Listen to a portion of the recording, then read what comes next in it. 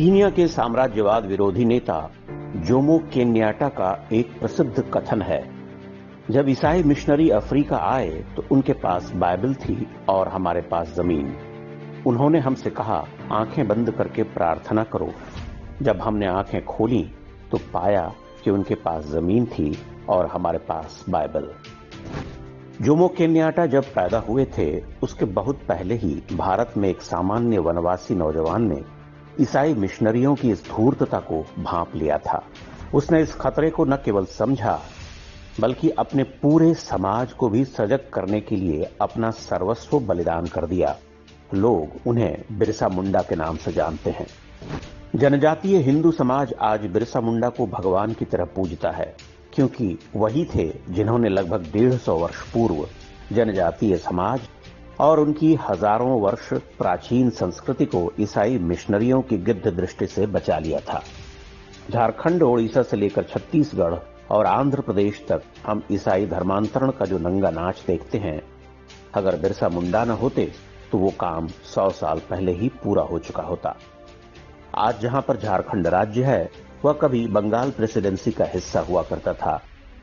यहां रांची के पास लोहरदग्गा जिले में 15 नवंबर वर्ष 1875 को बिरसा मुंडा का जन्म हुआ था। वो बृहस्पतिवार का दिन था, इसलिए माता पिता ने उनका नाम बिरसा रखा।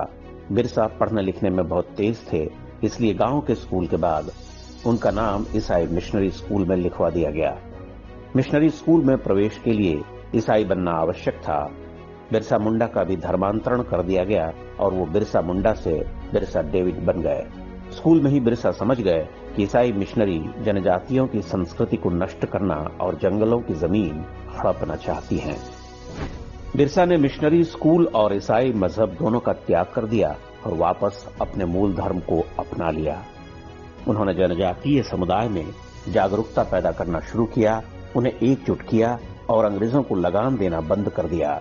इससे ईसाई मिशनरियां तिलमिला गईं और अंग्रेज सरकार में खलबली मच गई। बिरसा मुंडा पर मुकदमा चलाया गया।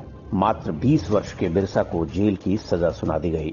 इसके बाद तो पूरे वनवासी क्षेत्र में ऐसी चिंगारी भड़की जिससे पैदा लपटों को काबू करना अंग्रेजों के लिए असंभव हो गया। बिरसा ने इस क्रांति का नाम उल गुलान रखा, जिसका अर्थ होता है भारी कोहराम। बिरसा मुंडा की अगुवाई में तीर कमान से लैस वनवासियों ने अंग्रेज सरकार की नाक में दम कर दिया। उन्होंने बड़ी संख्या में अंग्रेज अफसरों और सिपाहियों को मौत के घाट उतार दिया। बिरसा की छापामार शैली का अंग्रेजों के पास कोई जवाब नहीं था। उनका बंदूकों से लैस होना भी वनवासियों के तीर कमान के आगे लाचार था। बिरसा के बढ़ते बल को देखकर अंग्रेजों के सिर पर खून सवार हो चुका था। 9 जनवरी वर्ष 1899 को उन्होंने रांची के पास खूंटी जिले में डोबारी बुरू नाम के एक पहाड़ को घेर कर वहां गोलियां बरसाईं। उस घटना में बड़ी संख्या में बिरसा मुंडा के समर्थक मारे गए। इनमें कई महिलाएं और बच्चे भी थे। इसकी तुलना पंजाब के जालियांवाला बाग हत्याकांड से की जाती है।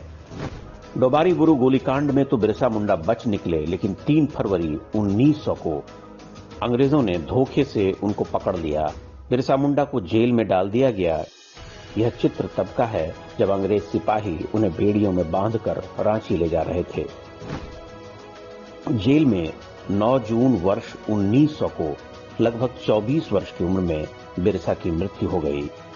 अंग्रेजों ने कहा मौत हैजे से हुई है, लेकिन माना जाता है कि उन्हें खाने में आर्सेनिक जहर दिया गया था। पूरे 13 वर्ष तक बिरसा मुंडा ने वनवासी क्षेत्रों में अंग्रेजों और ईसाई मिशनरियों की चूलें हिलाकर रख दी।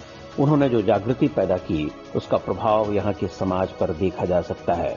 बिरसा ने जनजातीय समाज में सुधार के लिए कुछ नियम बनाए थे। इन्हें बिरसायत पंथ कहा जाता है।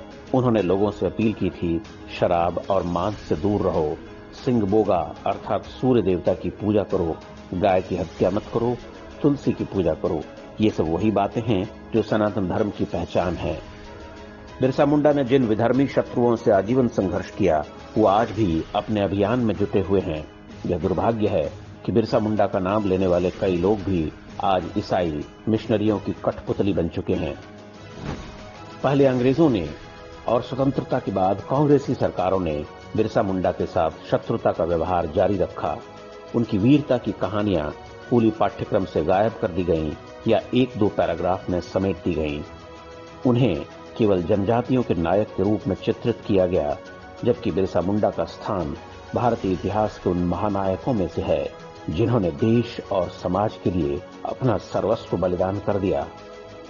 बिरसा मुंडा ने उलगुलान की जो मशाल जलाई, उसे आगे ले जाने का दायित्व हम सबका है, जब तक कि उन ईसाई मिशनरियों का संपूर्ण विनाश न हो जाए जिनके विरुद्ध बिरसा मुंडा ने क्रांति का बिगुल फूंका था।